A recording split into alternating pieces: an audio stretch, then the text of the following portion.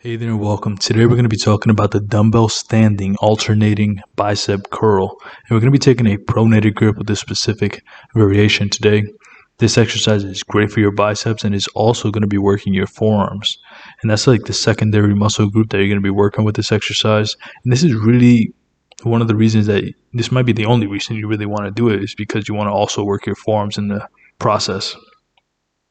First thing you're going to want to do is stand around shoulder width apart. Keep your hips in, keep your chest up, keep your core tight, and keep your elbows as close to your sides as you can. Naturally, though, when you're taking a pronated grip, it's going to go outward a little bit.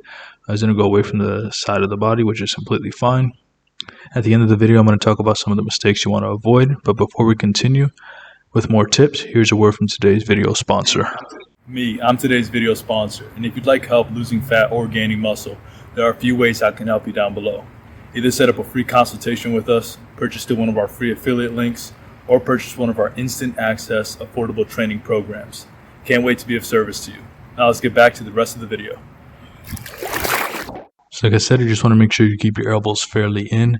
Is it going to stay in? No, not like perfectly as if you were to do a supinated bicep curl, but it's completely normal. Whenever you take a pronated grip, your elbows do flare out a little bit, which is completely fine. You just want to make sure that as you're curling up, you're coming up all the way to the shoulder and then back down. You also want to make sure that you're doing it in a smooth and controlled tempo. I can't stress that enough. Lower the weight if you feel like you have to use your lower back or use any other muscle other than just your biceps. Now, if you're a beginner, I recommend that you do this for around 20 repetitions first and then slowly start to increase the weight. This can also be very beneficial to people who they find that one arm is bigger than the other. Doing things like alternating bicep curls or just doing bicep curls like a set on one arm then switching to the next is that you start to build muscles more evenly instead of having one side of your body bigger than the other. In most cases, it's going to be your right hand or the hand that you use the most.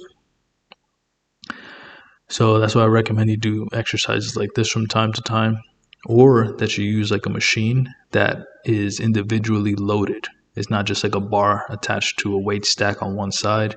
That usually means that you're going to have to, it's just both of your arms are pulling at the same time. But nonetheless, with this exercise specifically, this is why I recommend that you do it, because it's going to help you not only build stronger biceps, but it's also going to make it so that you build some muscle in your forearms, which you usually get from heavy lifts. But if you want to isolate it, you can definitely do it this way.